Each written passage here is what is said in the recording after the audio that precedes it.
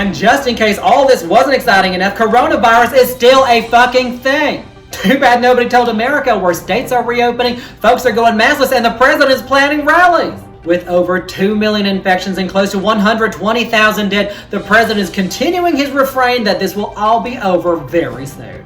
If you don't test, you don't have any cases. If we stop testing right now, we'd have very few cases, if any. Curious to know where he got that information, since the coronavirus task force hasn't given a briefing since April, and the world's littlest pandemic expert, Dr. Fauci, hasn't spoken to Dump in 2 weeks. But Dr. Fauci has made it clear that he will not be attending the president's rally in Tulsa because, and I'm paraphrasing here, he does not want to fucking die. The controversial mass gathering will take place this Sunday, despite Oklahoma officials having gone on record saying they are against holding the rally. The head of the city's health department calls the rally dangerous and wants the president to postpone it. That is some classic Dump for you. Entering with no consent and leaving the place riddled with disease.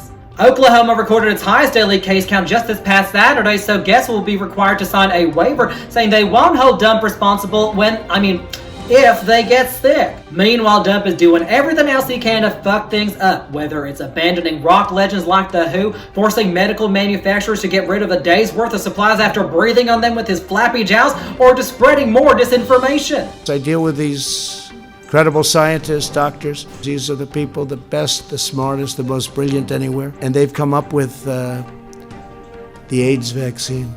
Okay, well, there is no AIDS vaccine, so I'm assuming these scientists don't exist either. How is he this inept, and yet when Twitter slaps him with a fact check, he's got the whole cabinet lined up in the Oval with the social media executive order ready to go? Thanks to this virus, American priorities have been put on clear display. Our police officers somehow have enough money to combine their cars to form Voltron, while our doctors are fighting a pandemic in Glad Odor Shield trash bags. What if the National Guard troops that were called into every city because of these protests were medically trained and deployed at the beginning of this virus to help expand testing?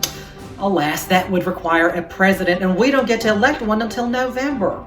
And who knows what'll happen by then. Just this week, an Arizona sheriff who refused to enforce lockdowns went to the White House and tested positive for coronavirus a day later. So we could be looking at President Mike Pence by August.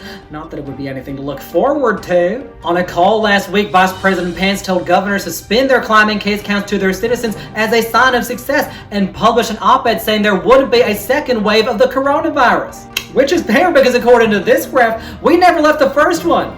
Surf's up, cowabunga, bitch!